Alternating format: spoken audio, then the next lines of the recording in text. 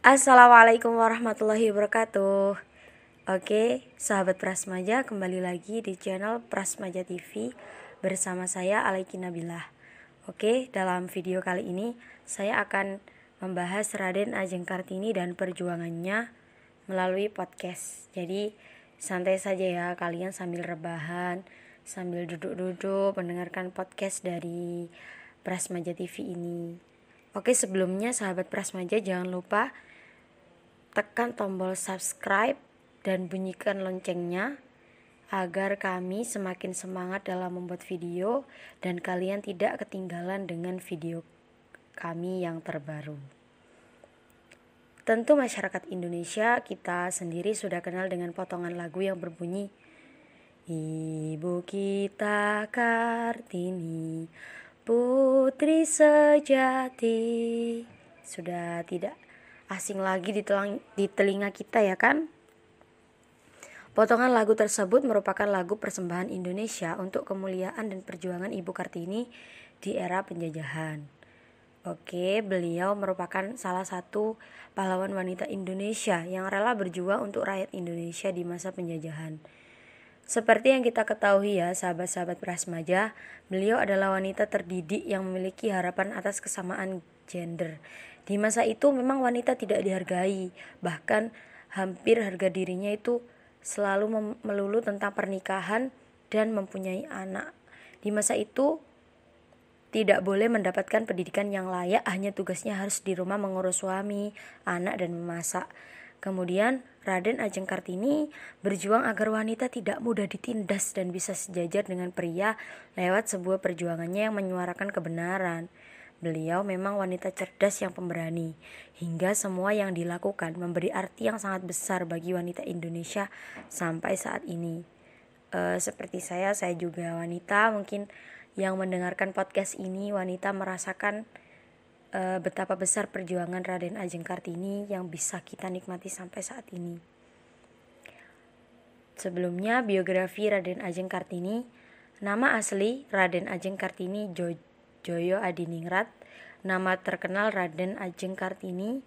Tempat lahir Jepara, Jawa Tengah. Tanggal lahir Senin 21 April 1879 dan wafat pada tanggal 17 September 1904 di Kabupaten Rembang.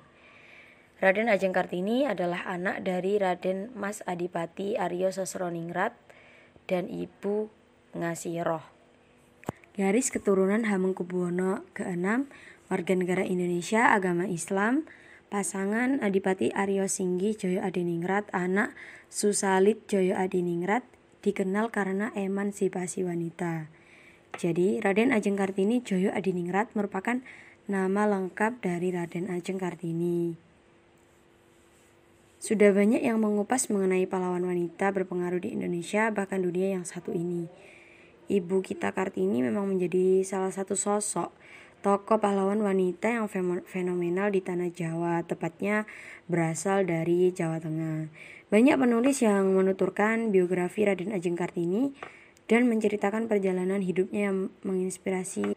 Banyak penulis yang menuturkan biografi Raden Ajeng Kartini dan menceritakan perjalanan hidupnya yang menginspirasi. Seperti halnya yang dilakukan oleh Siti Somandri Suroto dalam bukunya yang berjudul Kartini Sebuah Biografi. Karena memang perjuangan Raden Ajeng Kartini patut kita hargai dan patut kita cintai, yang membuat para wanita sekarang dihargai dan dicintai, karena memang wanita itu terbuat dari tulang rusuk sebelah kanan yang memang diciptakan untuk dilindungi dan dicintai. Pada masa penjajahan, perempuan itu tidak diperbolehkan melanjutkan sekolah setelah umur 12 tahun. Ia hanya bersekolah hingga umur 12 tahun sebab tradisi Jawa, sahabat Prasmaja, mengharuskan anak perempuan berdiam di rumah sejak umur 12 tahun hingga menikah. Namun, Raden Ajeng Kartini memiliki impian untuk meraih hak pendidikan layaknya pria. Beliau pun mulai belajar bahasa Belanda dan baca tulis dari surat kabar, majalah, serta buku-buku. Tak hanya itu, sahabat Prasmaja, beliau juga membaca karya berbahasa Belanda sehingga pengetahuannya semakin luas. Kartini pun kemudian menyampaikan pemikirannya melalui tulisan yang dimuat oleh majalah perempuan Belanda setelah dipersunting oleh Bupati Rembang, Adipati Aryo Singgih Joyo Adiningrat, yang mendukung keinginan Kartini. Beliau juga mengirimkan surat kepada teman-temannya di Belanda, salah satunya adalah Rosa Abendanon. Pada 17 September 1904, Kartini meninggal. Selang beberapa hari setelah melahirkan, beliau dimakamkan di Desa Bulu, Kabupaten Rembang. Setelah Kartini meninggal, surat yang dikirim kepada teman-temannya pun dikumpulkan oleh Jacques Heinrich Abendanon, Menteri Kebudayaan Agama dan Kerajinan Hindia Belanda. Kumpulan suratnya dibukukan dengan judul Dari Kegelapan Menuju Cahaya. Kemudian sahabat Prasmaja, perjuangan Kartini membuahkan hasil. Surat-suratnya telah mengubah pandangan Belanda terhadap perempuan Jawa. Beliau dikenal sebagai tokoh inspirasi Indonesia. Yayasan Kartini pun mulai terbentuk pada tahun 1916. Yayasan tersebut mendirikan sekolah perempuan di Semarang, Yogyakarta, Surabaya, Madiun, Malang, dan Cirebon.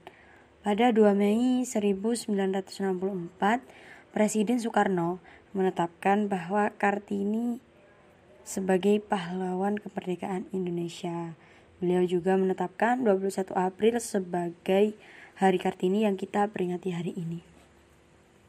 Seperti yang kita ketahui tentang biografi Raden Ajeng Kartini yang begitu panjang perjuangannya untuk memperjuangkan emansipasi wanita, bahwa wanita itu bukan untuk ditindas dan tidak hanya melulu untuk mengurus suami dan anak, namun wanita juga bisa berkarakter, wanita juga bisa memiliki mimpi yang tinggi, wanita juga bisa mewujudkan mimpinya setinggi apapun mimpi itu.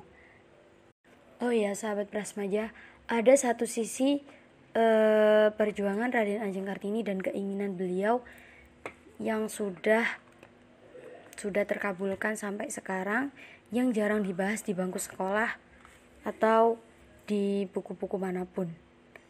Beliau tentang beliau yang meminta kepada Kiai Haji Soleh Darat untuk menafsirkan seluruh Al-Quran ke tafsiran Jawa agar bisa menjadi pedoman putri-putri tanah Jawa. Pada saat itu beliau berkata kepada Kiai Soleh Darat, "Kiai, tolong tafsirkan Al-Quran seluruhnya ke tafsir Jawa agar saya bisa mengerti isi seluruhnya. Hati saya tentram ketika mendengar alunan suara Al-Quran Kiai, dan agar bisa menjadi pedoman-pedoman putri tanah Jawa." Kenapa Raden Ajeng Kartini menyebut Indonesia dengan tanah Jawa? Karena pada saat itu tidak ada istilah Indonesia, adanya tanah Jawa, Dwipa, Nusantara, adanya itu. Jadi sahabat-sahabat Prasmaja, Raden Ajeng Kartini pun ingin sekali Al-Quran itu ditafsirkan ke bahasa Jawa. Kemudian Kiai Haji Soleh Darat pun menjawab bahwa tidak segampang itu menafsirkan Al-Quran Jawa, tidak segampang itu menafsirkan Al-Quran ke dalam bahasa Jawa. Karena Al-Quran Soleh jawab, kemudian Kiai Haji Soleh Darat menjawab bahwa tidak segampang orang boleh menafsirkan Al-Quran ke dalam bahasa Jawa, harus mempunyai ilmu tafsir yang lengkap, kemudian orang itu boleh menafsirkan Al-Quran ke dalam bahasa Jawa. Kemudian setelah Kiai Haji Soleh jawab begitu, Kartini berkata kepada Kiai Haji Soleh Darat, "Kiai, saya menyuruh Kiai menafsirkan Al-Quran ke dalam bahasa Jawa karena saya yakin Kiai sudah memiliki semua ilmu." Kemudian Kiai Haji Soleh Darat pun menunduk menyucurkan air matanya. Kok bisa ada anak kecil sudah sepinter ini? Kiai Soleh Darat gumun begitu. Kemudian Raden Ajeng Kartini pun dipanggil oleh Kiai Haji Soleh Darat dan berkata pun Kiai Haji Soleh Darat, "Kartini, doakan saja saya bisa menafsirkan Al-Quran 30 juz ke dalam bahasa Jawa." Dimulailah penafsiran Al-Quran 30 juz ke dalam bahasa Jawa dan baru selesai. Cetakan pertama dicetak di Singapura dengan nama Faidur Rahman fi Tafsiri Ayatil Quran. Karya Kiai Soleh Darat Semarang, usul Raden Ajeng Kartini. Bahkan Litbang Kementerian Agama berkata, Tafsir Faidur Rahman, karya Kiai Haji Soleh Darat Semarang, usul Raden Ajeng Kartini adalah tafsir pertama di Asia Tenggara. Jadi bisa kita lihat sendiri bahwa perjuangan Raden Ajeng Kartini itu sangatlah banyak bagi Indonesia kita tercinta ini. Kita wajib menghargai perjuangan beliau, mengingat bahwa beliau juga pernah berjuang. Jadi perjuangan Raden Ajeng Kartini sangatlah banyak bagi negeri kita tercinta ini. Kita harus mencintai beliau sebagai pahlawan wanita, emansipasi wanita. Saya pernah membaca bahwa perempuan itu bukan untuk memilih ya. Maksudnya dalam artian kita harus memilih dihadapkan saya harus jadi perempuan rumahan atau saya harus menjadi perempuan yang aktif di sosial atau di masyarakat. Ketika kita bisa menjalankan kedua-duanya dengan baik, kita dapat memanajemen diri kita dengan baik, waktu kita dengan baik, tanpa merugikan siapapun, kita lakukan semua itu. Negeri ini butuh peran-peran perempuan. Negeri ini butuh sosok-sosok perempuan yang menginspirasi. Jangan sampai kita merasa saya tidak punya apa-apa, saya tidak punya keahlian apa-apa. Karena sebenarnya setiap rasa keibuan yang ada di perempuan itu adalah sebuah keahlian yang tidak dimiliki oleh laki-laki. Tetap optimis dan berikan yang terbaik untuk negeri ini. Karena kita perempuan, kita berharga. Kita hebat, kita kuat, kita adalah permata negeri ini. Terima kasih. Itu tadi podcast tentang Raden Ajeng Kartini, dan kita harus bisa menjadi seperti beliau, kuat, hebat, bahwa perempuan sejajar dengan laki-laki. Tetapi kita harus tetap menghormati laki-laki. Terima kasih. Jangan lupa tekan tombol subscribe, like, share, dan bunyikan loncengnya agar kita tetap semangat dalam berkarya. Wassalamualaikum warahmatullahi wabarakatuh.